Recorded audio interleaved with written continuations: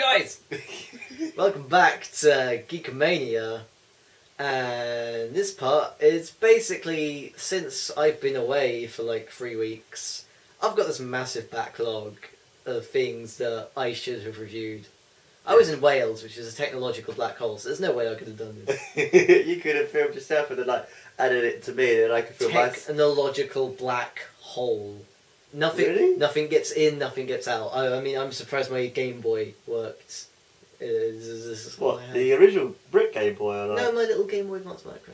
That's right, about to say. Jesus But that's Christ. not what I'm reviewing. Since I got back, I have had the chance to play the newest Transformers game, Transformers Fall of Cybertron. That's a good game. And the first one was very good. A few problems in the campaign, and the multiplayer could be a bit buggy at times, but this one seems to have fixed most of that. That's cool. And it is really good. Yeah, because I played So the demo good. of it, I thought it was really, really good. The demo, from what the demo looked like, it looked like a really good game. But yeah, I've been playing through the campaign, and this is like the most faithful Transformers game I've seen. Which is weird because it's very like stylistically, visually very different from any other Transformers thing I've really seen. But just the voice acting is really good, like really good. All of the characters are exactly as you expect. Megatron? Is it Frank Welker or is it someone else? I think it is Frank Welker, yeah. Awesome. But yeah, it's I mean, just all the characters are so lovable. Like Cliff Jumper and Jazz have great back and forth. Onslaught and Starscream What's are constantly. Grimlock like? Grimlock is pretty much dumb and stupid, but awesome at the same time. That's always what Grimlock's always been like. Is he go, me Grimlock, Yes. destroy things, mash and bash. Me king of Dinobots. Grimlock's yeah. awesome. I love Grimlock in And- the G1 series. So good. Just like how they've captured, even like in gameplay, all of the characters. Like Starscream is incredibly quick and stealthy. Like he is practically invisible, but when you sneak up on someone, whereas the likes of Cliff Jumper will do a sneaky like assassination, Starscream will strap a bomb to the back of your neck, kick you back, and laugh in your face before you explode. That's hilarious. Which is perfect. What's he like? What's he like in the game? Because in the films he wasn't like it enough. That's why I didn't like the sex He as much is- in the cartoons. The thing I love about this though is that like it doesn't portray the Decepticons as inherently evil. The Decepticons aren't necessarily evil. They just have basically different political viewpoints to the Autobots. They're not. I mean, like the Combaticons, for example, are a perfect example of this. Because these guys could well be Autobots, but basically it's like, well, we like killing, and Megatron likes letting us kill, and will give us loads of energy on forward killing. Yeah, this works. Let's do that. It's just it's so nice, and the multiplayer is really fun and cool. really well tuned and balanced, and it's just Yeah, because in the game, he's Starscream with people like he is in the G1 series, someone who's always trying to take up for Megatron. oh yeah, he is constantly trying to usurp Megatron. In fact, at one point in the story, he does. Really? Yeah, and it's just every character I've encountered is portrayed exactly right, and there's just so many just awesome little moments. Like in the very first level, I'm a huge Soundwave fan, and as you're going up this level as Bumblebee, you're just like come across a floor, and there's Autobots fleeing across, and you're just like, it's Soundwave, run! And then you just see Soundwave come along and go, rumble, mission, destroy, and it's just like, ooh, yay! Rumble's awesome. Did Rumble with any boom, boom, boom on the ground? There's one really brilliant. savage scene where you're just walking into a room, and Rumble is just there, and he's just pounding on an Autobot corpse, and there's just like grunt Decepticons going around, yeah, get him, Rumble! It's like, oh, this is so savage. But yeah, it is such a brilliant game, and I imagine that game is probably going to dip in price quite rapidly because it's not too popular, unfortunately. So yeah, if you're a Transformers fan, get that. You'll love it. You won't Oh, we'll regret it. definitely get that game. But yeah, the demo from the demo was awesome.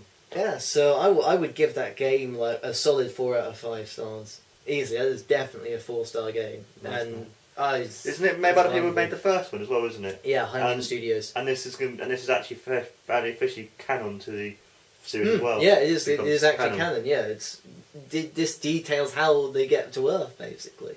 And like this is kind of before G1, but then this is G1 kind of. Yeah, this is the prequel to G1 because like that's another thing about the visual design is like this is before they've encountered like any of the human vehicles. So Optimus looks vaguely like a truck, but he doesn't look like an 8-wheeler. He looks like a more streamlined big truck, which and it looks more like how you'd imagine. Does Megatron turn into a sort of gun thing? Or something? Megatron turns into what is basically like a vague floating platform with a massive cannon. It's not so much a tank as a floating platform with a barrel. Okay. Because I remember they had to change it, didn't they? Because in the original series he became a gun. Maybe because they were too afraid of might get people to use guns, so they turn him more into a tank, into a jet sort of thing. Yeah, plus having the big major boss of a huge army turn it into a small handgun, which then someone else uses, that's a bit weird. That is a bit... It's like, what? Why? You're supposed to be a massive badass. Why would you turn into a form that you can't even use yourself in combat? You're supposed to be a gladiator, for God's sake. Yeah. So how do Laserbeak and stuff to come out? Do they come out as tapes or is it? No, they come out as folded squares and just shunk. Okay. It's just brilliant because there's one level where you're playing with Megatron and Laserbeak's just on the perch, and you come up to him and there's an option to try and stroke him, and you're just like, oh, I can stroke Laserbeak, and Megatron's just like, come here, you small bird, and Laserbeak's just knack, tries to bite Megatron. It's That's brilliant. Man. Yeah, that's cool. And while I was off in my technological black hole, I decided to get around to reading Game of Thrones because everyone's raving about that. And going into it, I'm just like my usual self. I'm just like, there's so much hype. It's probably not going to be as good as I imagine. But oh God, is it as good as everyone says it is? I've only read the first 2 books so far, which is Song of Ice and Fire, or Game of Thrones, as it's called in most bookstores now, and Clash of Kings. But these books are so brilliant. They're so very cleverly woven, and the way it swaps between characters, and the pacing he keeps, and the way he builds up the characters, and just creates this world. And it's a fully fledged world with different languages and continents and politics, and it's wonderful. I really like it. And I've not really stopped reading it. As soon as I got back from Wales, I instantly bought all the other books. That's cool. Just that's how much I really, really like this. This is amazing. Are you going to go and watch the series now as well? I watched the first 2 episodes before I read the books, and the first 2 episodes I'm like, yeah, this is alright, this is fairly interesting. And I didn't really see what all the hype was about, but the books are really, really good. Seriously, if you're a fan of the TV series and haven't read the books, read the books. Because they are so well done. You really get a sense of George R.R. Martin's craftsmanship. Because there has been a lot of work that has gone into this. Because it takes a while to flesh out this much detail into a land. And it's masterfully done. I've not read a book this good possibly ever. As I'm trying to think of books that I've enjoyed more, and nothing's coming up. Really, it's that good. It's as good as they say. Buy into the hype. That's cool, man. But yeah, it's amazing. Read it now. Go. Read it while you're watching this. I don't care. Just put us in the background, tune us out, and read. It's amazing. Do it now. Amazing. I love it. Shall we do films? Yeah, let's do some films. Let's do films. I've been talking for a little while. Do you want to talk about the film you saw first? Yeah, Expendables 2 was the recent film I saw. Basically, the thing with Expendables 2, if you're expecting a film that's going to break cinema, big boundaries to do things for films, don't watch it. If you're expecting something that's going to be cheesy, make you laugh, full of guns, explosions stuff, then watch Expendables 2.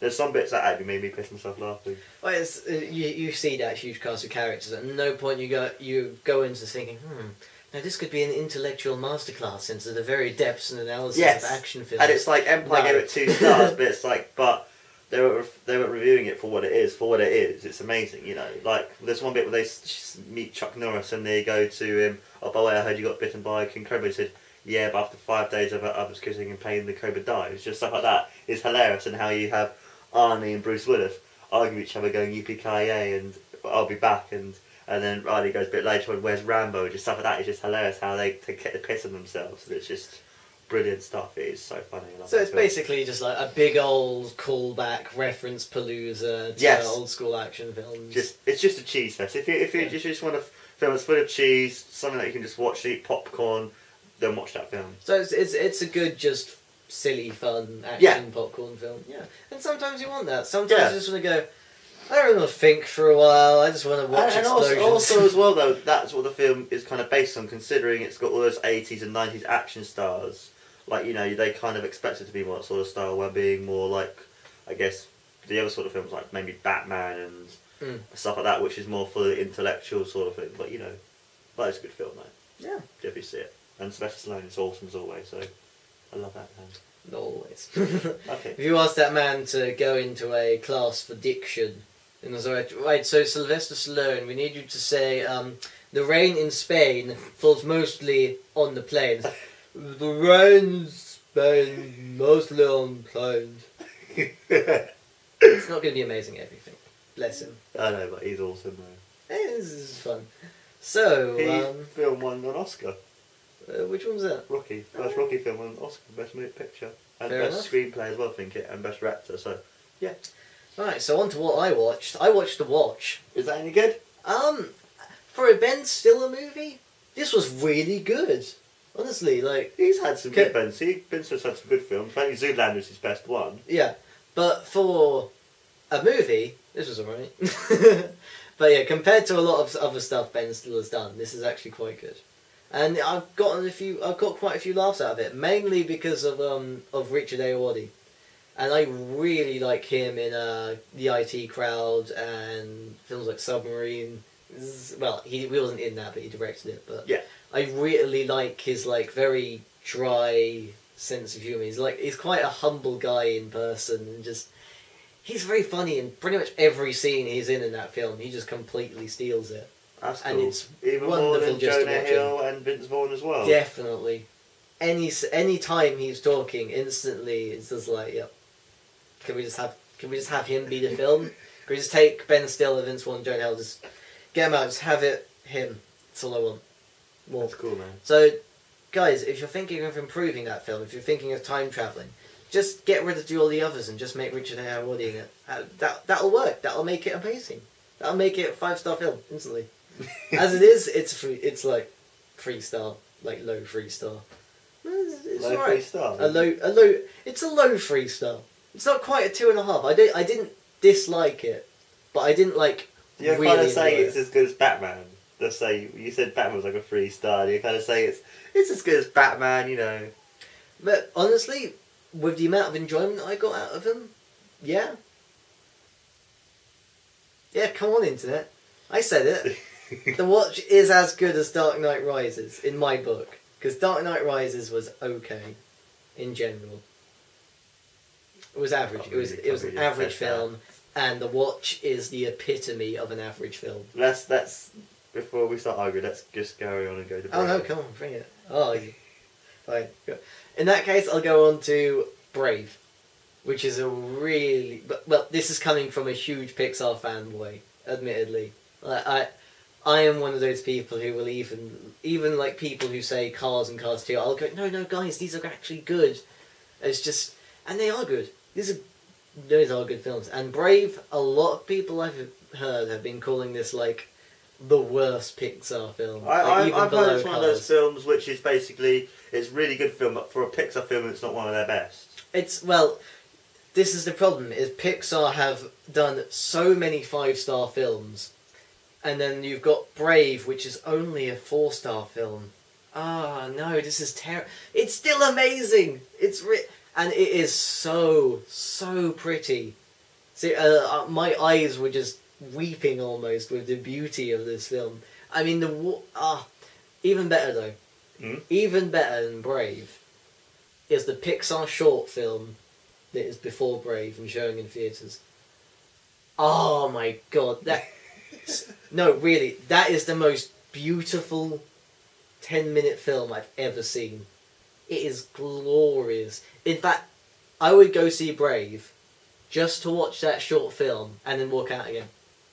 It is so much better than the actual film. Really? It is glorious.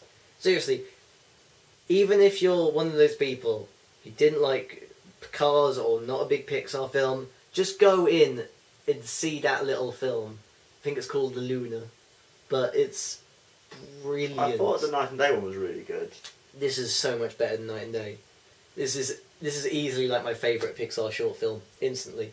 And there are a lot of good Pixar short films. Before it was the one where the old man's playing chess against himself. I really liked that one.